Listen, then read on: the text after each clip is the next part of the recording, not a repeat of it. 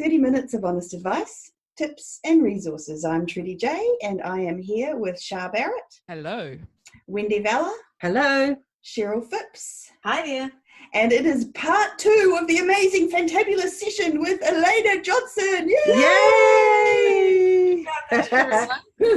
Say hi. Yes. So we're just going to rock right into this really, really quickly. And I'll do the bio again in case anyone hasn't heard the first part, but they should probably go back and listen to the first part. Just saying. Definitely. Absolutely. But in case they haven't. So USA Today Bestselling Author Elana Johnson writes contemporary beach romance and Christian cowboy romance. She's the author of over 130 books across 2 names, and in January 2020 hit a 6-figure month for the first time. She also made it to number 81 on the most popular authors list on Amazon for the whole store. Wow. So that's pretty amazing. We're pretty excited to have you back here. Thank you so much for coming back to the crazy that is the Spa Girls. I like it. She's had a taste of it already. So let's just leap right into it, seeing we kind of we want to try and get as much information squeezed out of you as possible. So we're going to talk today about new release strategies to start with. So let's just sort of set the scene and talk about how often you release and how many you do a year, and what base you're coming from when you talk about new releases. Okay, so I release a lot of books. So mostly what I've done lots of different rapid release strategies, and over the years, it took me about 2.5 years before I was like, you know what works best for me is once a month. So I released a new book once a month. And I have 2 names, and so that's for my Liz Isaacson name. She releases a new book on the first Tuesday of every month. But for Elana, I've done a lot of different things, and this year she's kind of in like a regrouping year. So I'm going to be only releasing 6 books for her, 1 every other month.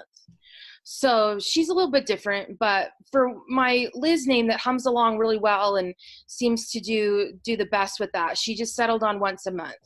So that's what I've been doing for her. And for me in release strategies, the thing that I think is a little bit different for somebody who releases a lot is that not all releases are created equal. And I think that most people think that they are. And so they think that they have to do everything for every release, no matter what it is or how often it is. And you can get really burnt out that way. So if you only release 1 book a year, I obviously would treat that release as my hard release and push a lot of things at it. But for someone like me who's publishing more often than that, I created a tiered system for myself where I have soft, medium, and hard releases. Okay. So that not every book gets the same treatment, because I just can't afford to give every book the same treatment in terms of dollars or mental energy. So I just can't do it. So for example, I actually had to delay my February book to yesterday. So it just came out yesterday, and it is a soft release. It's book 6 of a 7-book series. And that for me is a soft release because I'm going to hit book 7 really, really hard. Right. I rarely have 2 books back to back that are hard releases. Rarely. Okay. Can I stop you quickly? So what do you define as a soft, medium, and hard release quickly first, and then we'll talk through what. Okay. So for me, a soft release basically means that I'm going to segment my newsletter over time. So I usually do 3 to 5 days, which kind of spreads the sales that I'm going to get out, which I kind of want anyway. A hard release, I would send all on the same day to get as many sales as possible in the first day and really drive it to the top. Does that make sense? Mm-hmm. So there's a difference there. On Monday night, I set up one Amazon ad at $10 a day. That's it. That's all I'm going to do. So that's a soft release for me. I've been talking about it leading up to release because I do a lot of pre-release strategies as well to drive pre-orders. But as far as release, that's it. They're going to get a newsletter. A third of my list got it yesterday, a third today, a third tomorrow. And I set up one Amazon ad at $10 a day. That's it. So that's all that book's going to get, because when book 7 comes out, it's going to be hard. And a hard release gets a lot more money. So instead of $10 a day on an Amazon ad, I'd probably do $50, maybe $60, depending on how good my targets are. I would up my spend on all of my group ads. So I have a group ad on the series. 2 of them actually. And so I do have that for book 6, but the spend is low still, $15, $20. I'd probably up that to 50 or 60 as well on the group ads, because the series is going to be complete with book 7. So then I'll have all the books out, and I want people to be reminded, hey, if you read 1, 2, and 3, there's more, read them now. I will do a big, massive giveaway in my reader group. That would be part of a hard release. I will send my newsletter all on one day. That's typically part of a hard release. I'm not going to set up newsletter swaps, but I typically set up newsletter swaps on book 1, because book 1s are almost always a hard release for me to draw people into this new series.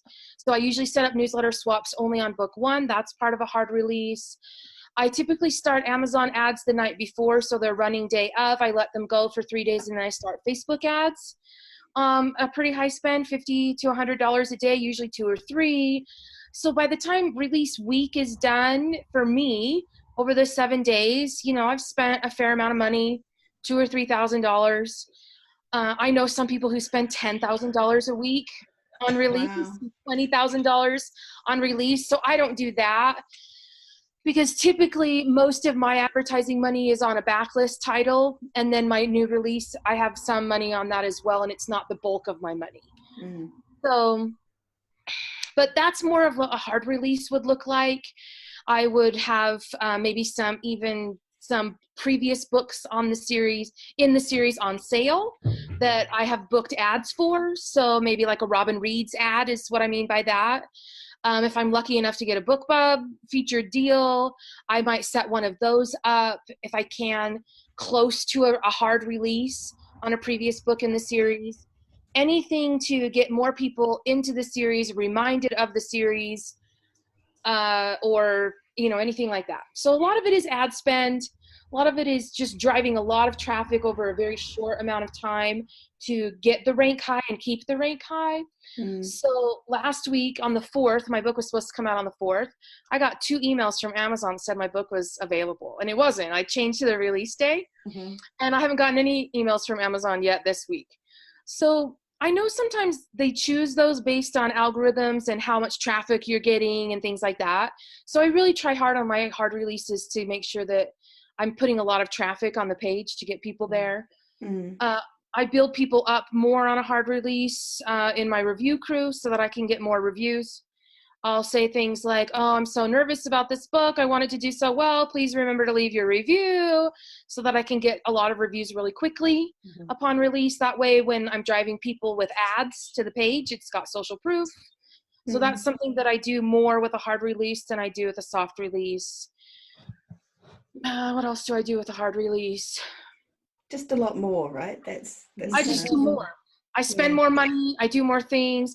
I might dedicate a whole week on my social media to that book and those characters, talking about the characters, talking about the book, talking about the setting, talking about whatever. This week I posted yesterday and I posted today. That's it. That's all. I'm just not going to do a whole lot for it. And it's doing well, just simply because it's book 6. I think for me specifically in my series, my later books seem to do a lot better than my beginning books, even when I start a new series. Like, you'd think that, you know, whoever read book 7 would go automatically to the next new series, but they don't always. You know, they're behind. Not everybody can read as fast as some, and so they're a little bit behind. They don't come over. They're not sure they're going to like that series as much as the one they just finished. And I still have a lot of people who tell me, I always wait till you have 3 or 4 books out, just because I like to read them back to back. Okay. So and there's people who've told me before, I like to wait till all the books are out in a series and then I read them all. So do you normally do about 7 books in a series? Is that kind of...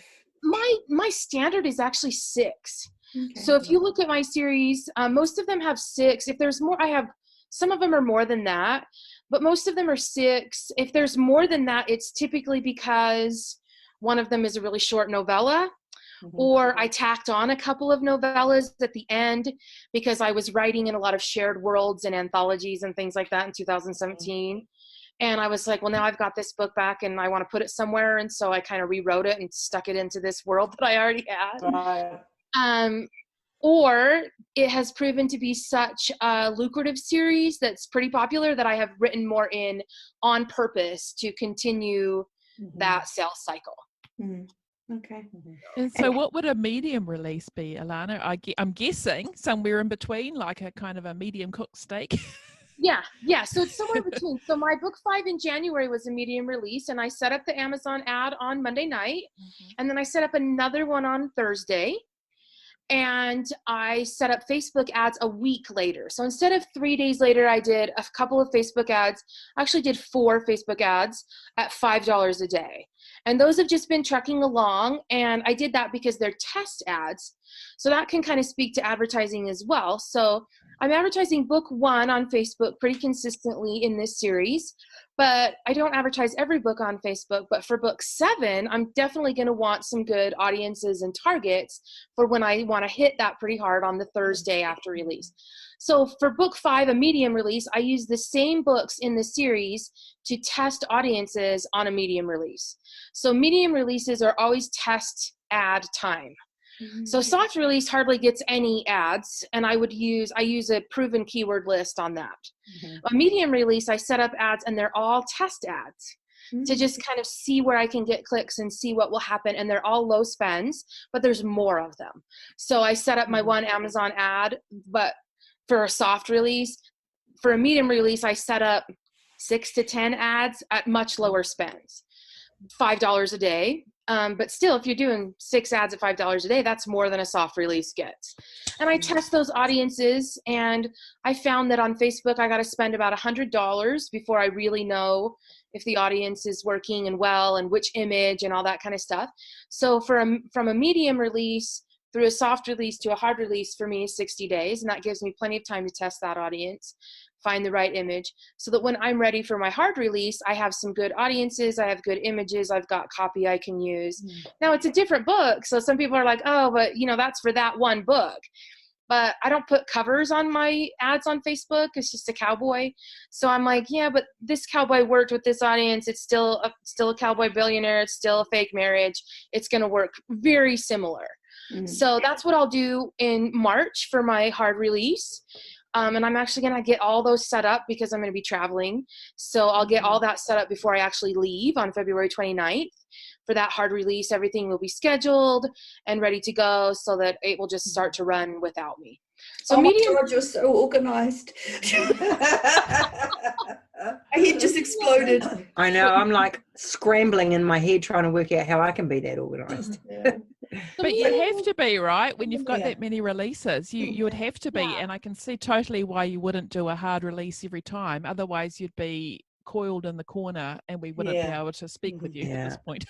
So can you explain to us how you pick which ones that are going to be the hard release? Like I get why number 7 would be hard release. What other ones would you do in a series? So it depends on how long your series is, but typically the first and the last are going to be hard. There's going to be one other one in there somewhere that's going to be hard. For me, it's typically number 4, because by that time I have 4 full price books that I can earn money on. So book one is always going to be your loss leader in a series. You sell the most of book 1, but it still somehow comes out to be a loss leader, right? So I spend a lot of money on book 1 in the beginning, knowing that I only have pre-orders for them to go to. But as a pre-order proponent, I do pre-orders on every book I put up. I don't do a live launch. I've tried live launch several times and it just does not fit how I do things. I am in the corner like babbling when I have to do a live release. I just want it to pre-order, and when the day comes, I'm like, oh yeah, I had a book come out today. Like I'm fine. Like I don't want to have to think about claiming things everywhere and getting it on Author Central and all that. It's too stressful for me. So I pre-order. So what do you advertise your pre-order like on Facebook and Amazon and I don't pay for advertising for my pre-order. I use my newsletter and my social media. So so you don't set up ads? No. I'm not doing a paper. The only exception to that though is in the group ads. So I have some group ads going on my 7-book series, and I put all 7 books in, and I started those at the beginning of January as part of just a pre-order strategy. And so I do have ads going on pre-order books, but not singly. Yeah. So you put all 7 books in, and then Amazon decides which one to show based on who they think will buy it. It optimizes it for you.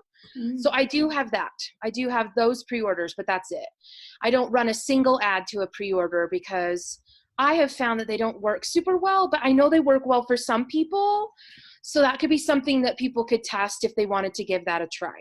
Can you explain about group ads? Just sort of break down on that for us. So in Amazon, they introduced the group ad, I want to say 2 or 3 months ago. Yeah.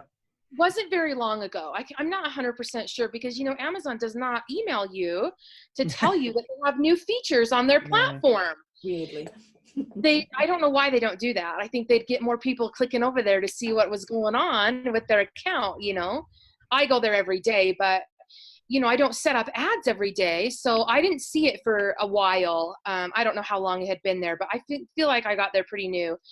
It's a sponsored product ad. So when you're creating a new ad, you go into sponsored products, and then you have to choose under ad format, you have to choose standard.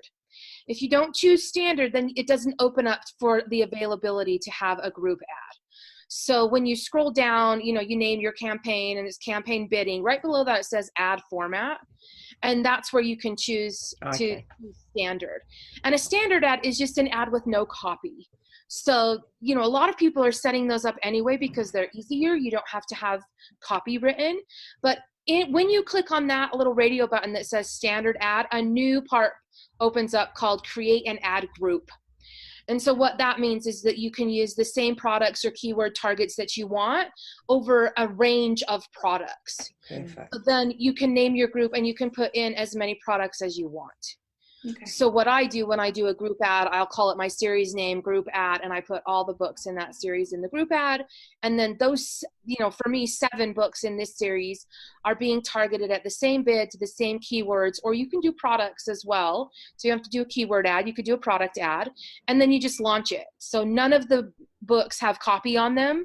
It's just the book and the stars, the title, and it's shown on whatever keywords you've chosen at the bid that you've chosen. So that's going to be a lot quicker to set up as well, isn't it? If you're not writing copy. Yes, they're very quick to set up. And, sometimes if you are bidding on something that's not super popular, doesn't have a lot of people bidding on it, you can have all 6 of your books right there in a row in the sponsored product line. Wow. So it's like, oh, look at all these books and they all look the same. And there's this, maybe I'll try one.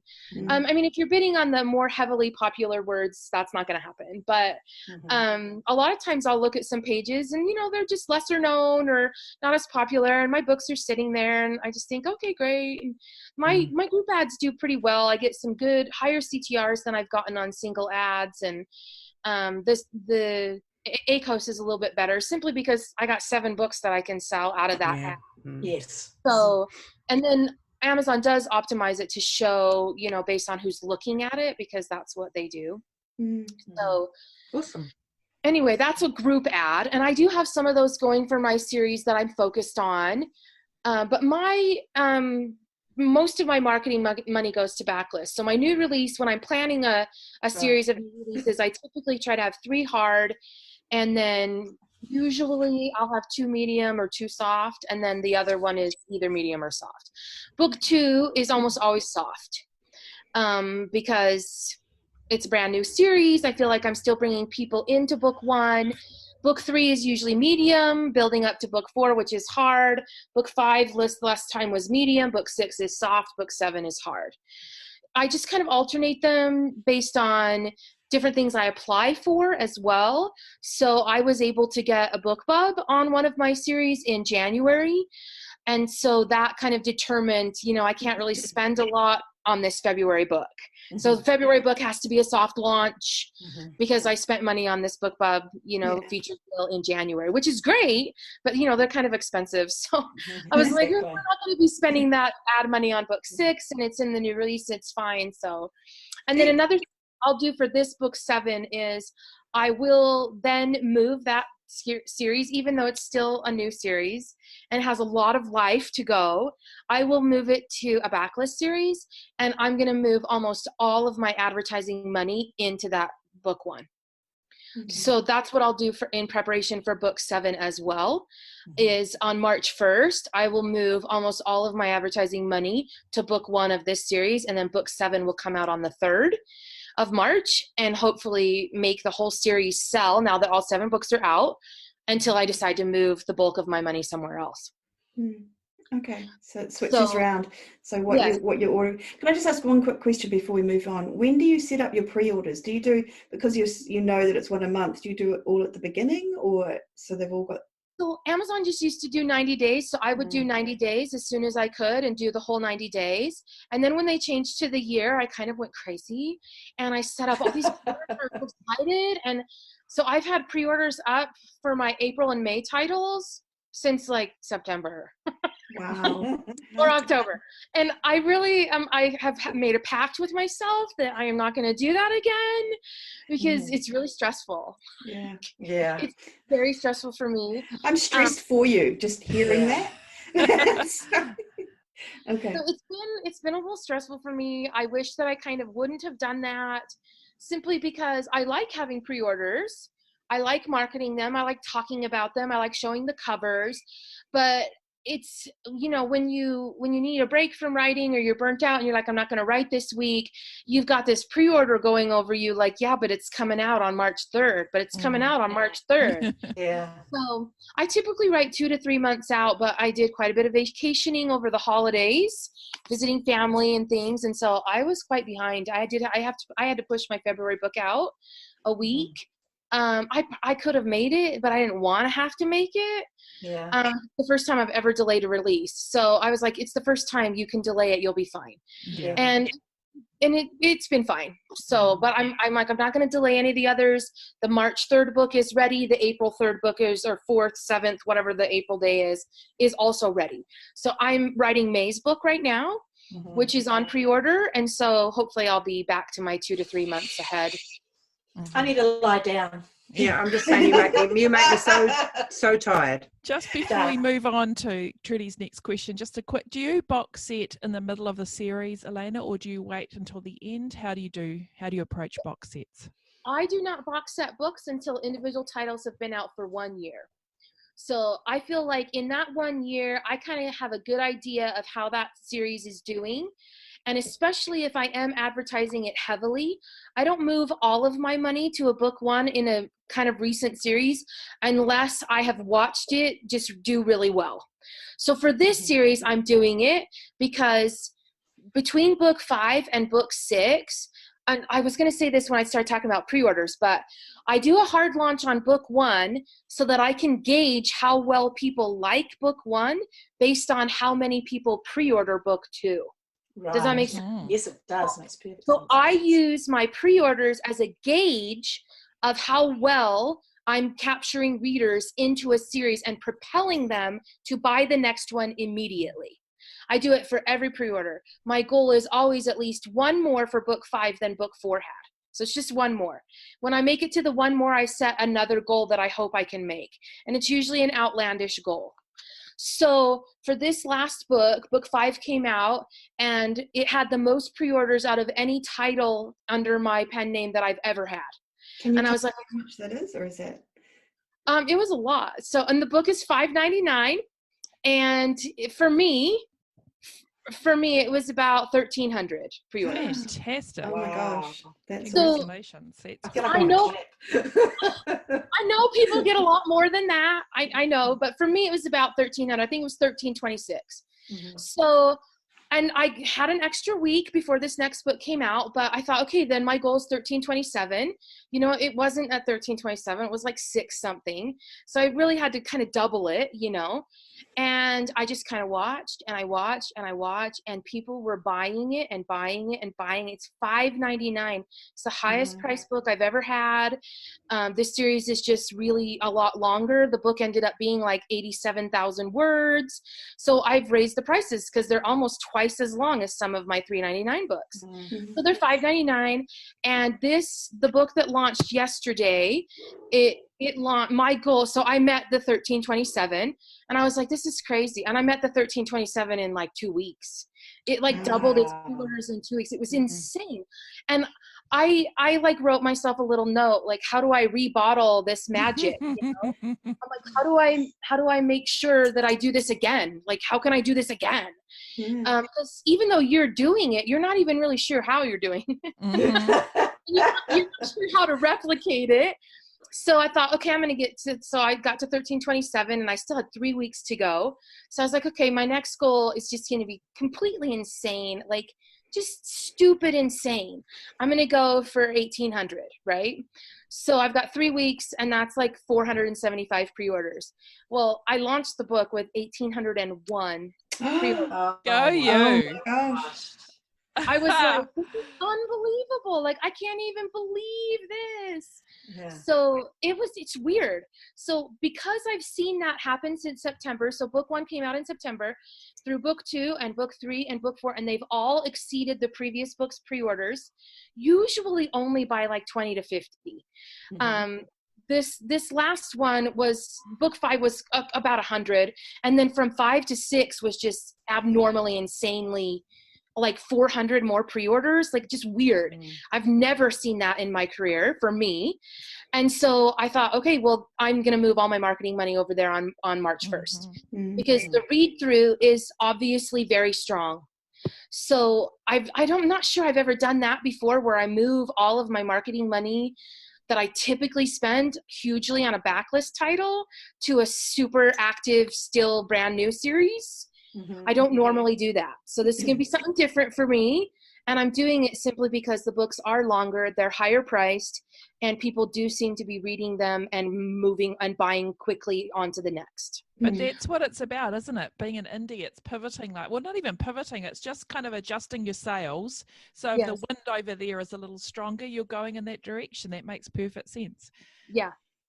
So I figure I'm going to capitalize on this book 7 release by doing a lot of advertising on book 1. And then that way they're all out. People don't have to wait. They don't have to pre-order. I don't have to keep sending them sample chapters or teasers or aren't you so excited this book comes out in 2 weeks. They're out. Buy them. Read them. Yeah. So that's what I'm going to be doing. I'm going to watch it. I'll do it for March. I'm going to watch it in April and see how it goes. Is there anything that you have tried that just doesn't work that you would recommend people don't do for releases? I know that I'm super unpopular in this regard, but I don't think newsletter swaps work that well for me. So I know that we have a friend of mine, and she didn't do newsletter swaps this past launch of hers because she had a surgery and she just didn't have it in her to get them set up. And she's like, it was one of my worst launches. And I do newsletter swaps on like a book 1, like I said, mostly because of FOMO. I fear like I'm going to miss out on something that would really be awesome for me. And I keep doing them, and I probably should stop doing them. But for me, that doesn't do a whole lot. I don't typically like the newsletter swap. And something else that I think sometimes is hard for people to let go of is treating every release the same. Every release I don't think is the same. I think you can let go of that notion. I don't spend the same amount of money on every release or even every book in a series. Another thing that I see people do all the time that they get stressed out about is they're like, well, I only have 1 series. So that's great for you because you have 9 and you can choose, 9 book 1s and sell them. But you can advertise more than book 1. So that's something that I would tell people as well is you can put ads on more than just book 1 or a new release. So if you have a book 3 or something that's got a pretty strong trope in it that's selling really well right now, you can put an ad on it, or you can buy an ad for Robin Reads or try to get BookBub or something like that. And it can sell the previous books in the series and the next books in the series. Yeah. I would only do that on a book that has a really popular trope in it that's pretty on trend right now, or that you have noticed in your own brand has been very popular with your readers. Yeah, so, that makes sense. So you have to look back at your past performance and decide what has been the best, and is that book 1? If it's not book 1, you can still advertise it. Yeah. You can still do something with it. And I think a lot of people think they can only do things with book 1. Yeah. Okay, so if you had to pick between Amazon ads and Facebook ads, which would you pick and why? I would pick Amazon ads, especially if I were new to advertising. And even now, my go-to is Amazon. And the reason is because I feel like they're a little bit more discretionary with my money. So Facebook will spend your money. If you tell them they can spend $20, they will spend it. And their targeting is really, I think, kind of broad, and there's not a lot of targets. So I like Amazon because I can choose anyone I want. I can choose any author. They don't have to be Debbie Maycomber or, you know, somebody really big, Fern Michaels, or, you know, Julia Quinn or whatever to target them. They can just be, you know, the girl who has 12 other cowboy books out, or 6 other cowboy books out, or even just 2 cowboy books out. It can be anybody. So I really like that part of Amazon, that I can be shown on those pages, even though, you know, we're not all big authors, you know, we're not all J.K. Rowling. So I want to be able to target them.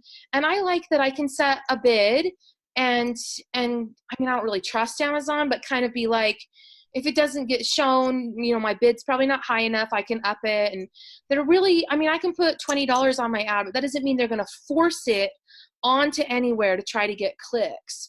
And so I like that. I only, you know, if I only get $10 worth of clicks, then I can decide, well, I want $20 worth of clicks, so I need to up my bid so that I'm shown more aggressively on better target pages. So I like that. I like that. I feel, I mean, it's probably me duping myself, but I feel like I have more control over that. Whereas Facebook, if I tell them to spend $20, they're going to do it no matter what. I don't really know where it's being shown. I don't really know who's looking at it. I mean, tons of people might like, you know, a certain author, but they don't really read that genre. They just like that one author's books. So I find that the Facebook targeting for me is a little murky and abstract, and I don't like it as much as I like the Amazon targeting. So okay. But I also think it's the cheapest way to start. Amazon is the cheapest way to start. Yeah. You started? Is that where you? Is that where I started? Yeah. Yes, I started with Amazon ads. And so for me in my advertising, I started with one platform at a time. I think that's important too. If you're starting into advertising, don't feel like you need to do everything all at one time. It's impossible, number one. And number two, you're kind of shooting yourself in the foot, because if you start an Amazon ad and a Facebook ad, you don't really know which one is causing the increase in sales. Yeah. So I started with Amazon, and I tinkered and toyed and tested and experimented, and I still do. But for a long time, just even figuring out what the data meant, how to tweak my data, how to make the ad optimized, how to make it show what I wanted it to show and not spend money on what I didn't. And so I did that for about 8 months, and I didn't move to any other platforms. Maybe a little bit. I probably flirted with Facebook about, 6 months in. But I wasn't really fully committed to Facebook till later. So we were not in a relationship till later. I was just going to say, it's amazing how you make it sound like. Yeah. But I focused on Amazon until I felt like I had a good, healthy grip on exactly what I needed to do to set up an ad, monitor an ad, optimize an ad, and let the ad do what it's going to do. And then, of course, they introduce changes all the time. So I go back to Amazon quite a lot and test things and test displays and lock screens and all that kind of stuff. And just so that I know for myself what is working with my own brand and my own type of books. Mm-hmm. And then I moved over to Facebook, and I worked with Facebook for quite a long time. I had previously set up some Facebook ads that I didn't think worked, and I just freaked out and turned everything off. And I was just like, I literally said to myself, my people aren't on Facebook. Mm-hmm. And I told myself that for a long time, because I write, clean Christian romances, and most of my readership is older ladies, grandmothers, 45 plus. That a lot of them are like, when I ask them what their favorite stuff to do is, they're like, playing with my grandchildren and knitting and reading. So I'm like, these people aren't on Facebook, and which doesn't make sense because my mom's on Facebook. Yeah. So but I told myself that for a long time. My people aren't on Facebook. It's fine if I don't advertise on Facebook because my people aren't there anyway. And after I finally got over that, it took me a while to kind of change my mindset about that. I started setting up some Facebook ads and really kind of monitoring them using the metrics that they give you, because they're different than what Amazon gives you, the best way that I could, and that so that I understood. And I've tested hundreds of different images, with some with the cover, some without, some with text, some without, some with stars. Like, if there's a way, I've tested sizes, I've tested rectangles, squares, everything.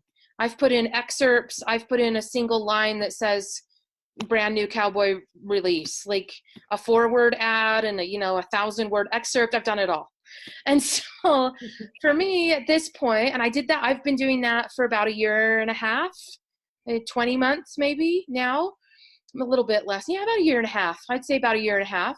I've been testing and tweaking and trying Facebook and still do, but I have a good handle on how to set up the ad, what audiences I should use, the kind of images that work best for my books, that kind of stuff. I kind of know that now. So when I go to set up a new ad, I can use my tried and true to audiences. When I'm doing a big push, I can set up a test ad for a new audience, or a different combination of audiences to test images and things like that.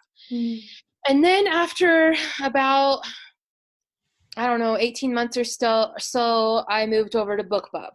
So I did Amazon for about 8 months, and then I did Facebook and Amazon for like 10, and then I moved over to BookBub, and I've been testing those for about, 8 months now. I've been really kind of focused over there and trying to figure out what kind of images work and what kind of targets and CPM ads and CPC ads. So different kinds, I do all that too.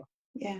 Do you know what the difficulty is, I think, for these different kinds of ads, is that each of the platform has its own peculiarities, things that you have to learn and figure out. And then on top of that, the same audience or the same image or the same text won't work for 2 different authors, because different things appeal to different audiences. So you kind of have to be testing it like you've done. So because I was going to say, tell us exactly what the ad is that you do, which you might not actually even want to do, to be fair, but that's not necessarily going to work for another author. I have found that I have one book that I advertise almost evergreen all the time. It's my longest series. It's my first book, has the most reviews. Most people who read it, I will read through. I have to change images according to seasons. And so even for your own self, you cannot replicate the success all the time. Yeah. So you're totally right about that, which is why I said, I don't know how to replicate what I've done in this series that's going right now, because it's almost like magic, and I don't know how to bottle it, even though, like I said, I'm doing it. I don't know what it is. Isn't it scary? So, they give me little heebie-jeebies. Like, if you don't know, how am I going to know? I know. So I've always told people, you can't replicate another's success. You really can't. You can try, you can get close, and you might actually get really close. But that's what we do in the indie market right now, is we watch what other successful people are doing, right? And we try to do it too. Yeah. So we all title our books something similar, and we put the same sorts of cover models on the front, and we look at, this cover is black, and all these covers in this genre are black. My cover should be black too. Like, that's what we do, right? Yeah. And it's all in an attempt to replicate success. And I think the longer you're around and the more books you put out, you realize that it is hard to replicate another's success, simply because you are not them. So the way that I talk to my newsletter list and the way that I interact with my readers is completely different than how you're going to interact and talk to your readers. Yeah. And you can try to do it the way I do it, but the fact is that I'm the only one who can do that. Yeah. And like I said, even sometimes, like, I'm writing this next series, a new series starts in April. So I'm writing book 2 right now, and I'm like, man, I hope this series is as good. Like, what if this series is just terrible? It'll probably tank. And it's so typical of writers, man. Like, we all do that to ourselves, don't we? We are neurotic. Yes. Yeah. So I have been around a long time. I think this is my 9th series. So I'm starting my 10th in April. And I just think I've had some series that just do awesome, and some series that are just kind of like, And it's all the same. I mean, I'm writing all the books. I mean, after a while, they're pretty much the same. So it's kind of like, I don't know. I don't know. Who knows? Hey, who gets it? No one. Yeah. Who gets it? I don't know. But that's also a good thing. It means Oh, Shah. Had a- Shah's gone completely. I know she's. No. No. No, we can't hear you. What Can't were hear you, we sorry. going to talk about next, Trudy? Okay, so well, I would love to talk a little bit about mindset now, because you did this fantabulous post on 20 Books about it, about how it was a change in your mindset that really led to you making this amazing leap to earning lots more money and selling lots more books. And so, and I think this thing, just can you talk about the mindset shift that you had to make to start doing that? So mindset is a really funny thing, isn't it? I mean, I just literally said that I told myself for months and months that my people weren't on Facebook. Yeah. So I think that we really have to be aware of the messages that we tell ourselves.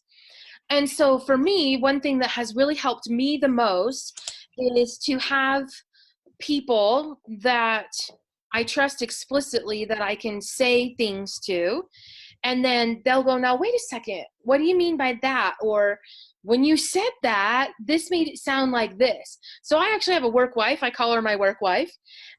She calls me her work wife. We're not married. We don't live in the same state. You know, we've only met a couple of times. Just to be clear. Yeah.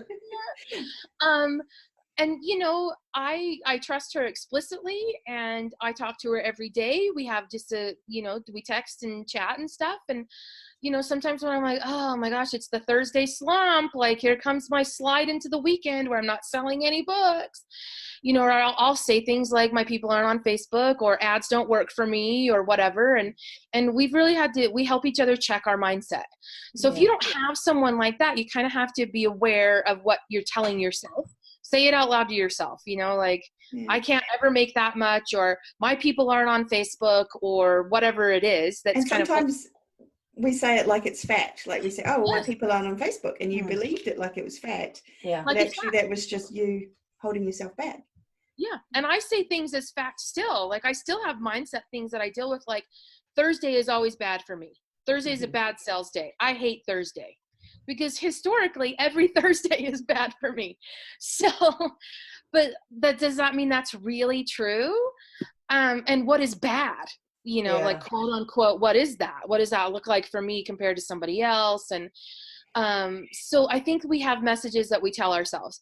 And I think sometimes it does take kind of a light bulb moment to get out of that. So somebody else usually sparks that for me. So in the post that I put up on 20 Books, it was just this random comment by a man named Dan Garcia. I'd never talked to Dan before. In fact, I wrote that post and then I was like, shoot, you better message Dan and see if he'll let you put his name in this post. Like, because I'd taken a screenshot of it and I was like, it has his name on it. Like, you can't just put it up there, like, just because. So I did. I messaged him. We weren't friends. And I was like, I hope he sees that, because, you know, people I'm not friends with, their messages go in a different folder and I don't necessarily see them. And he did see it, and we got to talking and stuff, and he said it was fine. But literally, I didn't know Dan when he made that comment. And I never told him until the day I posted that in 20 Books that his comment had done anything for me.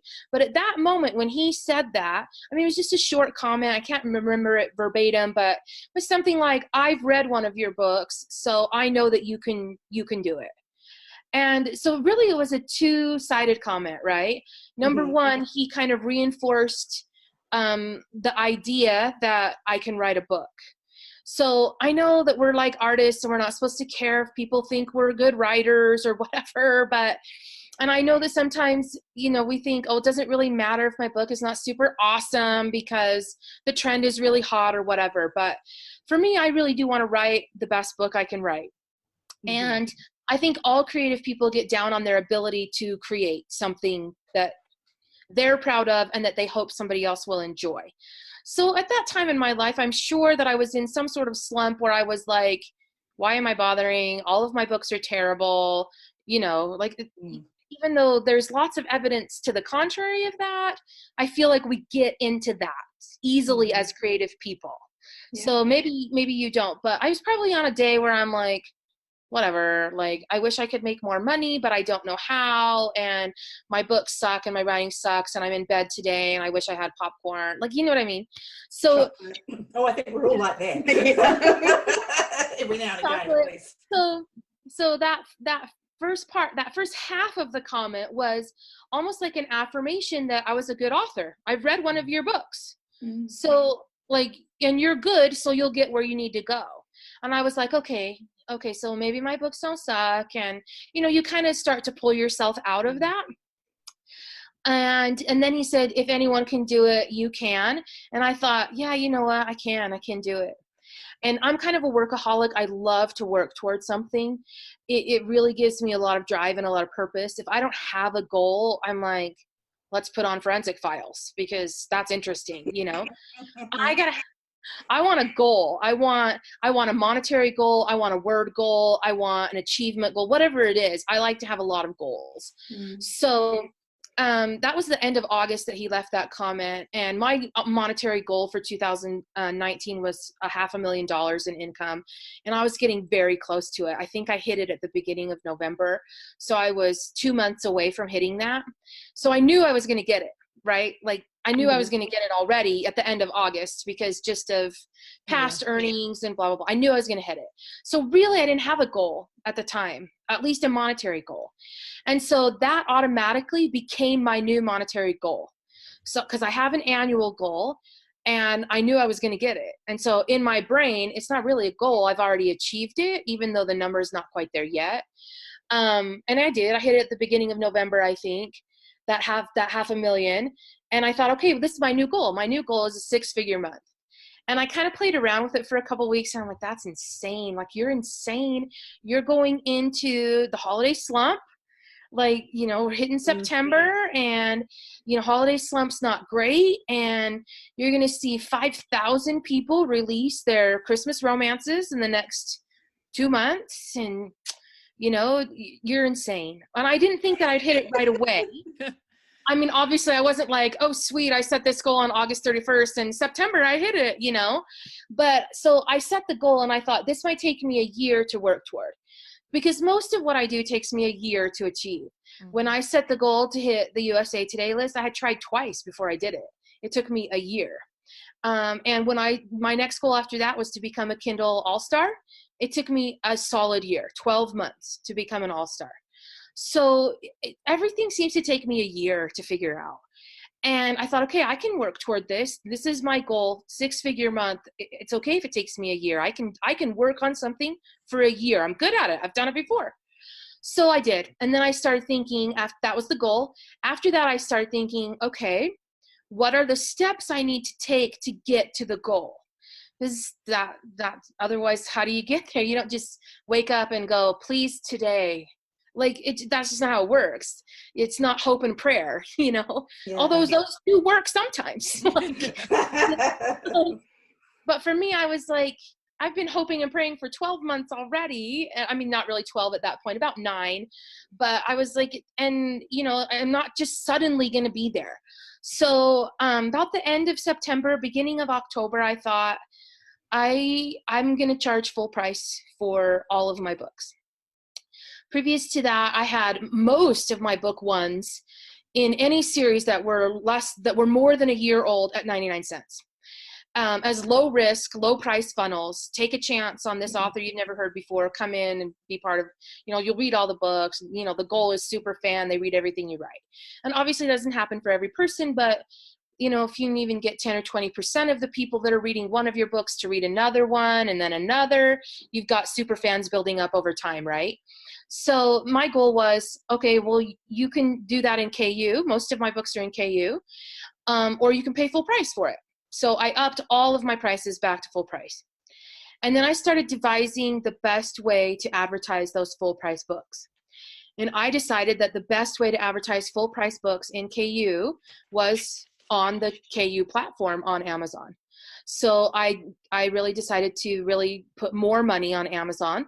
I still have Facebook ads going, and historically my Facebook ads do result in more page reads instead of sales from Facebook, where Amazon results in more sales. And so since I make more money on sales than I do page reads, just on a single book, overall, I make 62% of my money from KU. But like for a single book, if you read it in KU, I make more if you buy it at full price. Mm-hmm. So I thought, okay, I'm going to go to Amazon, where I typically get more full price sales when I advertise. And I'm going to put all of my money on one book. So previous to that time, I had been advertising a variety of things, usually 3 focus series a month across 2 names, as well as new releases, as well as weekly promotions. I did a weekly promotion every week in 2019 on a different book, series, whatever. It was exhausting. It was an experiment. I wanted to try it, but I don't do that anymore, thank goodness. But I did it for 52 weeks. And I feel like that did well. Like I got some new readers, and my income started going up a little bit, and, I got to 56,000 a few months. Like, I mean, things were good. But I thought, okay, full price books, one book. You're going to do one book for 95% of your money. Let's say 95%. The other 5% does go on an evergreen title and my new releases. Okay, so it's a small part of the budget. I was spending anywhere from $12,000 to $15,000 all of 2019 per month, and I was happy with my return. I was getting anywhere between 45 and 56,000 not profit, but gross. Yes. So then, 1 to 3, and I thought, okay, I'm going to up this a little bit. And in November, I feel like I went kind of slow, but I went to 20 in November, and I advertised this one book. That was it. November was book 3 for my new release, which was a soft launch for me. So it really was like this fun series. And then I have a Christmas series that's Cowboy Billionaires and has been historically popular. And I thought, okay, I'm going to advertise that in December. And so I did, and I kept my marketing. I adjusted it slightly, but it was pretty split. It was about half and half between those 2 books in December, and I spent $30,000, which was twice what I'd ever spent before. Mm-hmm. And I did, it went up, and my November money, it went up. I would think I got to 66, 67. I can't remember what I put in that post. I'd have to look at it and remind myself, but it went up, and I was happy because that was a November slump, right? And my previous November, I had made 35 November 2018. So 65 November 2019 was fantastic for me. I was like, this is awesome. I avoided the holiday November crunch. Things are great. Let's see what December brings. And I did pretty well in December, and I was happy with it. And then January, I don't know what it is with January. There's a magical time that exists between December 26th and January 10th. I don't know what it is. Vacation? Yeah, I think so. Travel? Relief. Yeah. Relief that Christmas over. So, what I know is Christmas was a really low day, and December 26th started my 500,000 page read days, almost instantly. So I was getting 500,000 or more page reads every day from December 26th through about January 10th. And when I looked back last year, it was the same for me. Just hugely massive page reads during that time. And then, I kind of downed the budget after that. And of course, a lot of people will buy a book and not read it right away, or download it in KU and not read it right away. So I feel like January was kind of a perfect storm of people buying the book in November and December, being busy with holiday things, family things, and then reading it in January, and then buying through or reading through in KU as well. So I got the pages in January if they were reading then, and then they moved on, because I chose my 2 very best, longest, highest read through series that I could, because that way I can get more sales. Mm-hmm. So I think that's what's happening in January for me. And so for me, I just had somebody affirm to me, you don't suck. And then I made a new goal. Like my new goal was this 6-figure month. And then I had to start figuring out how to do it.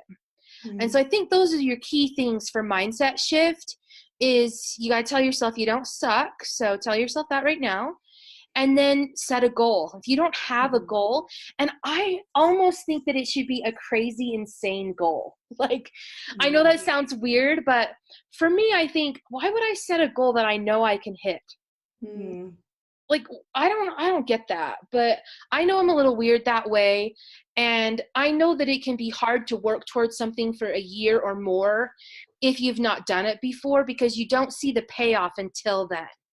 So we've always told our kids, my son was in marching band, and you know, they work like dogs in marching band, and they're there every day after school in the August and September heat, and you know, they can't have a job and they're busy all the time, and he's got early morning jazz band, and there is no payout until the first competition. It's months and months and hours of work until the payout. And my daughter danced competitively, high competitively. She won the national championship in Disney World when she was 10 years old.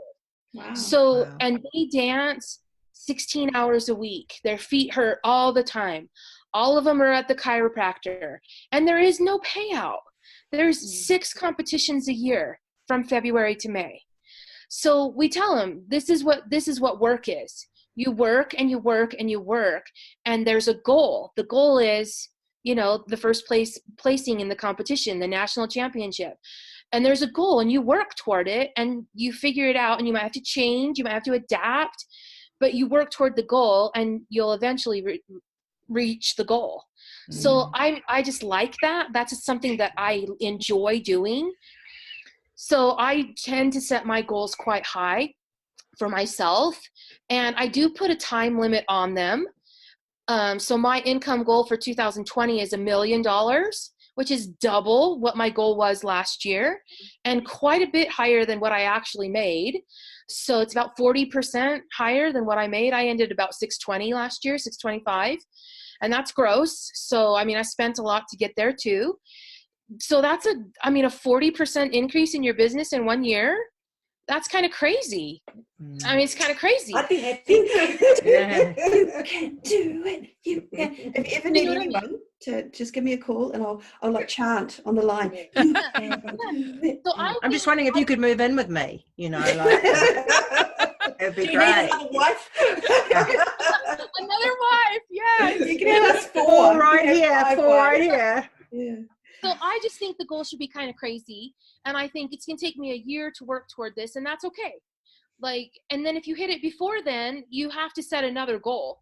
So somebody did ask me that in the comments. Well, what are you going to do now? And I was like, that's a great question that I had. But I think my answer was maintain, because it's like, yeah, I mean, maybe I can hit it once, but I gotta try to stay there, right? Yeah. And I do have some KU goals. Like I want to get to the top 10. So I don't know what that takes, because they don't give you any data. So I don't really know I don't know where I fall in the 21 to 30. So I was 21 to 30 in December. So I was like, does that mean I'm 21 or does that mean I'm 30? And and what's the difference between 30 and 20? Like, you just don't know. Unless you're barely getting more and more and more as you go along over time. But I kind of made a huge jump. I mean, I doubled my advertising income. I basically doubled my income in 2 months, November and December, 3 months, January.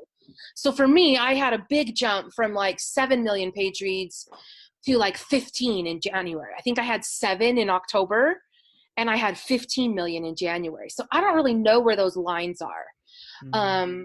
And so I don't know what it will take to get to top 10, but it's a goal that I have to get to top 10 Kindle Unlimited All-Stars. So we'll see. I don't know what that looks like, but it's something I'm working toward and trying to get more page reads and just get more people into the books. Well, if anyone listening who knows what it takes to get into the top 10, message Elana and she will. Let me know. Yeah. No, that would be great. So I do know that I have a strategy for that, right? So I'm writing books that are almost 100% longer. So most of my books are between 50 and 55,000 words, and now they're 85 to 90. So I'm writing longer books. So that's a strategy to get more page reads. Because if I can get one reader into a 90,000 word book, that's half as much work as getting 2 readers into a 50,000 word book, if they read through, right? So if I can get 2 readers into a 50,000 word book, I earn the same as 1 reader in a 90,000 word book.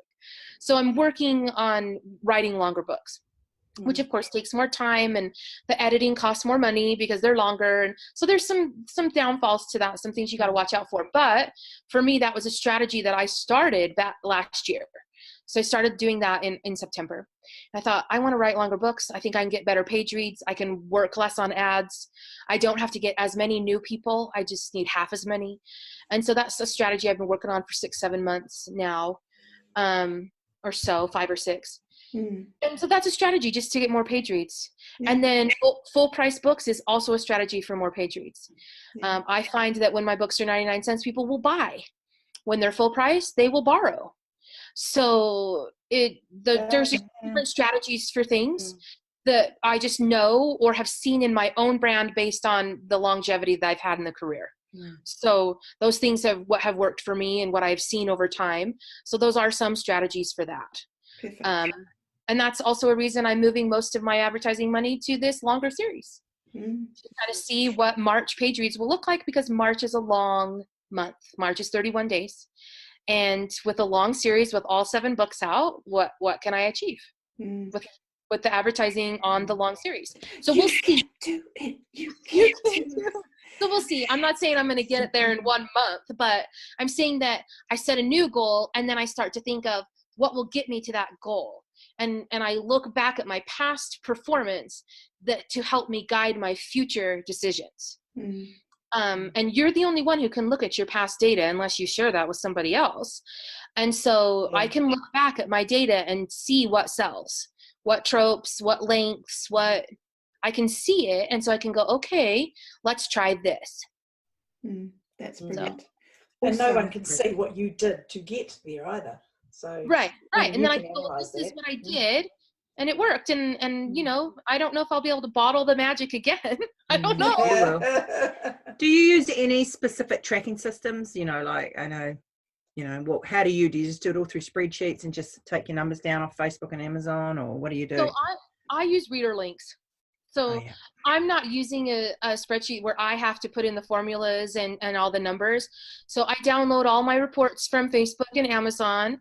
I track all my BookBub spend. So there's no report there, but they just launched a huge, massive upgrade to reader links last week. And you can now put in other expenses and other income. So I put in my BookBub spend every day now. So I've got all of my spend right there in the column, shows me what it is for the day. And then I just scrape it from Kindle. I did move a 12 book series wide 2 weeks ago. So that's another strategy that I'm doing, is to try to, you know, diversify some things and relaunch some series in different ways. So I have a lot of other things that I'm doing as well that I'm working on, just to kind of see what works for me and stuff. But most of the time it's just Amazon, because you can't scrape stuff from Barnes & Noble anyway. Well, I can put all that stuff in, but John at Reader Link says once a month. So I'll do it at the end of February for February income for the different retailers. I put in my Audible stuff every month when those reports come in. So basically everything I'm spending and everything I make goes into Reader Links. So I can see it on a book level. I can see it on a series level. I can see it on a career level. I can see it on a pen name level. You assign all the ads